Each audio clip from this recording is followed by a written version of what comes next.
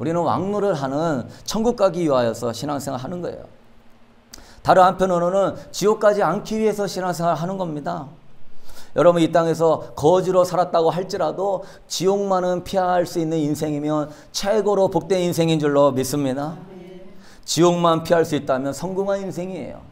안개 같은 인생으로 그냥 안개같이 사라지는 인생이지만 그렇게 보잘것없는 인생이라도 하나님을 경외하고 하나님을 기쁘시게 하면 가장 복된 인생이는 것입니다. 이 땅에서 가장 미련한 사람은 뭐냐면은 재벌이 되고 대통령이 되었어도 구원받는 것을 하찮게 여기는 사람. 구원받는 것. 전 고1 때 개척교회 지하에 가서 우연찮게 예배에 참석했다가 은혜 받고는요. 제가 명심한 게 있어요. 내가 공부는 좀 못하고 내가 남들보다 뛰어난 재주는 없지만 내가 이 구원만큼은 내가 절대 잃어버리지 않아야 할 것이다.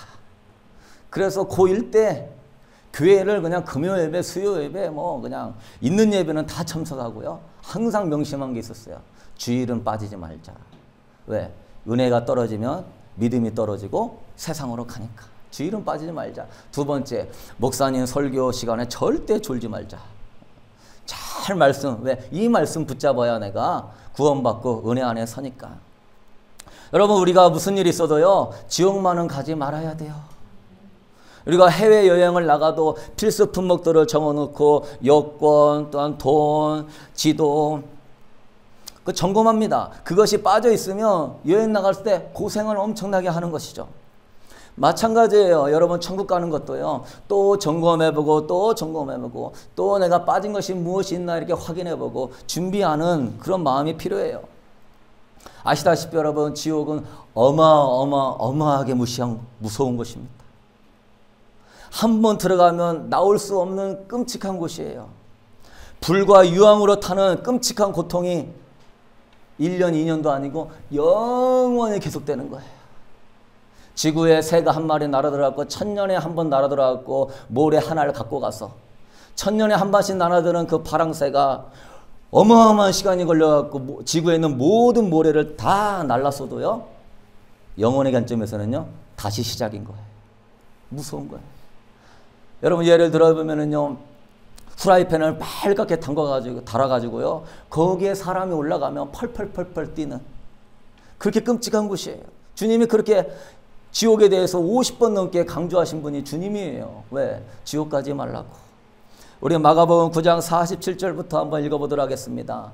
만일 내 눈이 너를 범죄하게 하거든 빼버리라. 한 눈으로 하나님의 나라에 들어가는 것이 두 눈을 가지고 지옥에 던져지는 것보다 나으니라. 거기에서는 구더기도 죽지 않고 불도 꺼지지 아니하느니라. 사람마다 불로써 소금치듯 함을 받으리라. 구더기도 죽지 않고 불도 꺼지지 않는데 사람마다 프라이팬에 팍 튀듯이 소금이 튀듯이 소금치듯 함을 받으리라. 창조주의 하나님을 무시하고 거역한 죄가 어마하게 인간에게 죄를 지었어도요 무기징역 받는 겁니다. 하물며 창조주 하나님 앞에 대적한 죄는 얼마나 심하겠어요.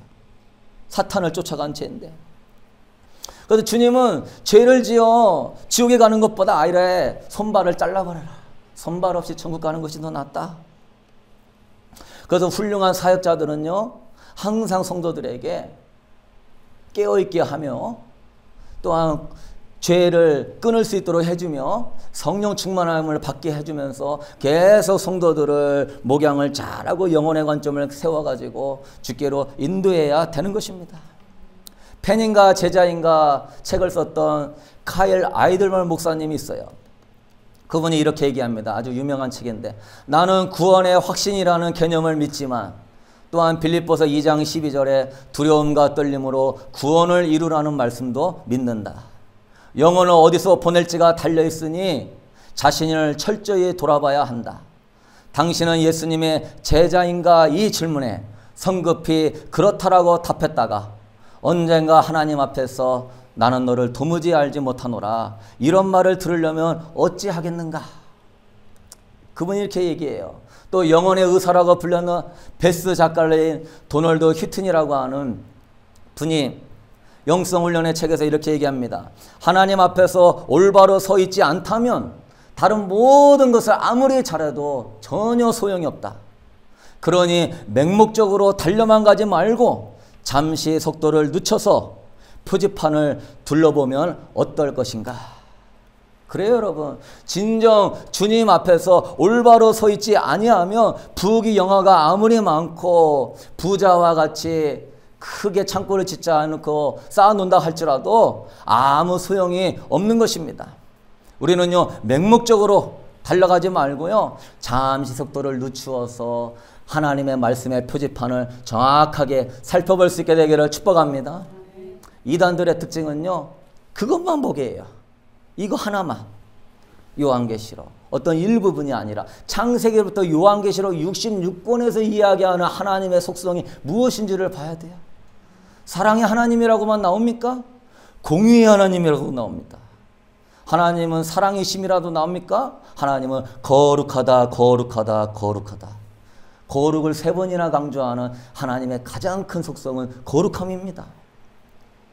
여러분의 귀를 즐겁게 해주는 설교, 성경의 한쪽 부분만을 강조하는 설교, 그러지 말고 목회자와 교회는 말씀을 빠짐없이 전해야 될 줄로 믿습니다.